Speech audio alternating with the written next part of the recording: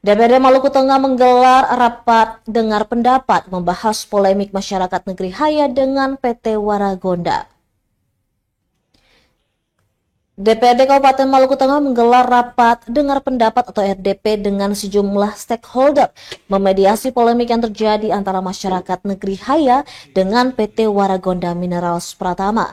RDP itu berlangsung di ruang paripurna DPRD Maluku Tengah pada Selasa 18 Maret 2025. RDP tersebut turut dihadiri Komisaris Perusahaan Sarvan Ode, Saniri Negeri Haya, Gerakan Masyarakat Adat Negeri Haya atau Gemah, Dinas Lingkungan Hidup Maluku Tengah, serta Dinas Penanaman Modal dan Pelayanan Terpadu Satu Pintu Maluku Tengah. Rapat gabungan komisi tersebut dipimpin langsung oleh Wakil Ketua DPRD Maluku Tengah Arman Mualo, didampingi Wakil Ketua Z. Latu Karlutu. Saat membuka rapat, Arman Mualo mengharapkan RDP siang itu bisa berjalan secara kondusif agar semua pihak bisa menyampaikan pandangannya.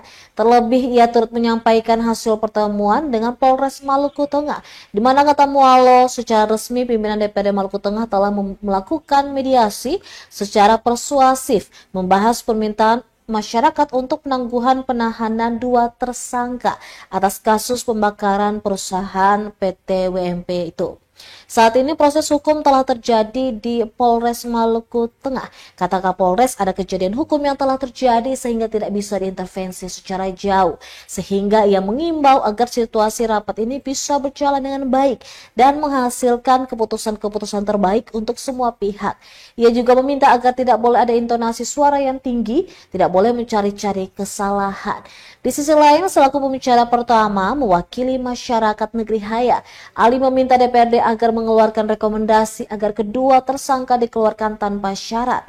Hal tersebut sejalan dengan sikap Polda Maluku dan Polres Maluku Tengah saat melakukan buka puasa di negeri Haya dengan agenda deklarasi damai. Sehingga ia merasa jika ditindaklanjuti dengan pembebasan keduanya, maka membuktikan bahwa kepolisian benar-benar mencintai masyarakat dan tidak ada keberpihakan ke yang lain. Ali juga mengingatkan kembali sebagai anak adat, siapapun yang merusak tataran adat harus diberi denda. PT Waragonda harus mengganti rugi terhadap pengrusakan sasi adat.